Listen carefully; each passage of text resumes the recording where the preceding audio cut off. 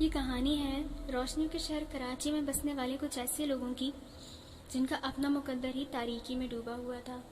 लेकिन एक रोज़ कुछ ऐसा हुआ जिसने उन सब की जिंदगियां सिरे से ही पलट कर रख दी, बदल कर रख दी।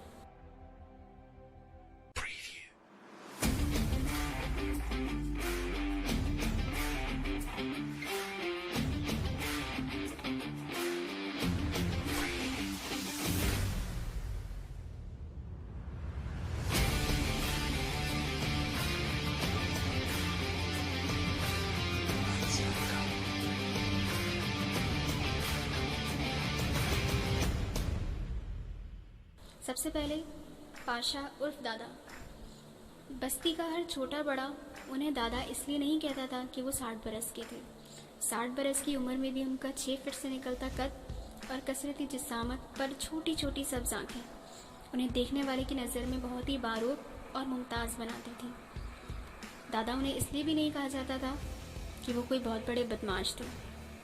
दादा उन्हें इसीलिए कहा जाता था कि वो ऐसे बदमाश थे जिन्होंने बस्ती के सारे बदमाशों की अकड़ ठिकाने लगा रखी थी, क्योंकि वो एक ऐसी बस्ती थी जहां उमूमन पेशावर भिखारी या चोर चकार ही रहा करते थे। दूसरा है काशान उर्फ शानी। खुश शक्ल से काशान के ख्वाब बहुत ऊंचे थे। रहता तो इस गरीब बस्ती में था, लेकिन उसका ख्वाब था कि उसे बैरून मुल्क जाकर अपना मुस्तकबिल बनाना है, इस गुर्बत भरी ज़िंदगी से निकलना है, अपनी पहचान बदलनी है। फ़िलहाल वो यूनिवर्सिटी में पढ़ते हुए पार्ट टाइम एक किराए की टैक्सी चला रहा था और इस बस्ती में वो इसलिए रह रहा था क्योंकि सालों पहले वो पाशा को एक कूड़ेदान में रोता बिलखता मिला। पाशा से उसका रोना देखा नहीं गया और वो उस नन्हे काशान को अपने सीने से लगाए अपने घर ले आए, अपनी औलाद के मानिक, और अपनी औलाद की तरह ही पाला। तीसरी है बिनिश उर्फ बीनी, जो सिर्फ नाम की लड़की है। लड़कियों वाले कोई गुण उसमें नहीं पाए जाते, फिर चाहे वो लड़कियों की तरह बोलना हो, बर्ताव करना हो या कपड़े पहनना। कपड़े भी वो लड़कों की तरह ही पहना करती थी। लिखने पढ़ने का भी उसे कोई शौक नहीं था, या यूं कहा जाए कि वो बिल्कुल काशान का उलट थी।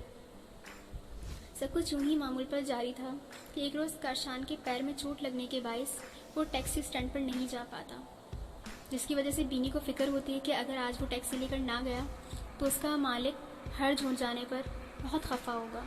वो काशान से कहती है कि आज तेरी जगह मैं टैक्सी ले जाती हूँ। वो उस पर बहुत खफा होता है और सख्त मना करता है।